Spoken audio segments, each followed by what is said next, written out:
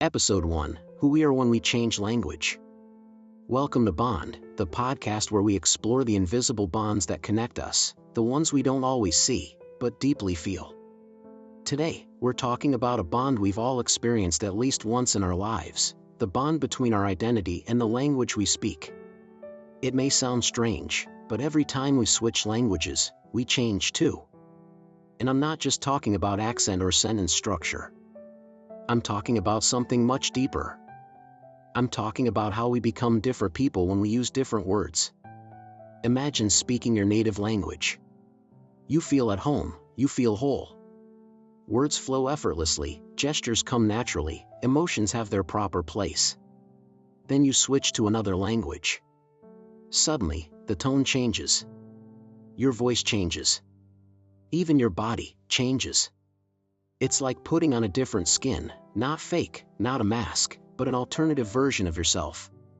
Scholars call this the linguistic self, and they say that every language we speak activates a different part of our personality, our memories, even our way of seeing the world. When we learn a new language, the brain lights up in different areas.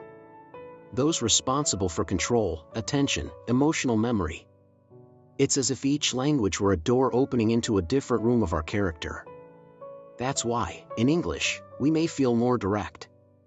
In French, more elegant. In Spanish, more warm and expressive.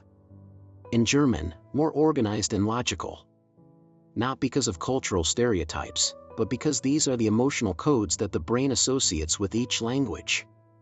Every language carries its own rhythm, its own energy, its own way of moving through the world. Let's think about a real, simple, yet powerful story. Anna is Italian. She moves to London for work. In Italy, she was seen as shy, introverted, always a step behind. But in London, something changes. When she speaks English, her voice feels different. She discovers she's more direct, more ironic, more confident. Her colleagues see her as outgoing, brilliant, almost a natural leader. Who's right? Her Italian friends or her English coworkers? The truth is fascinating, they're both right. They're two authentic versions of the same person, activated by two different languages. Anna isn't pretending. Anna is vibrating on two frequencies. And each frequency reveals a different part of her. Every language is a world. And when we step into that world, we unconsciously absorb an entire culture.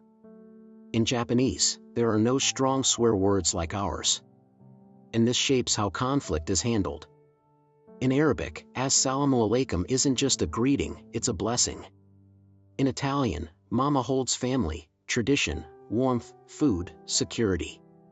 Languages are not tools. They are mirrors. And when we speak, we reflect ourselves within those mirrors, taking on their colors. Several studies have shown something incredible. Bilingual people experience different emotions depending on the language they use.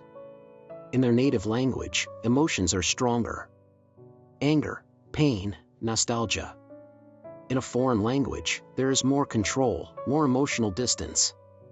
This is why many immigrants can talk about their traumas only in English, French, or German. But not in the language of their childhood. The mother tongue is a thread that goes straight to the heart. Other languages help us breathe. In the end, the question is simple. Who are we, really? Are we the person who speaks Italian? Or the person who speaks English? Or the one who jokes in Spanish? We are all of them. Every language we learn adds a new room to our inner house. And the more languages we speak, the bigger, brighter, and richer that house becomes. This is the most fascinating bond of all.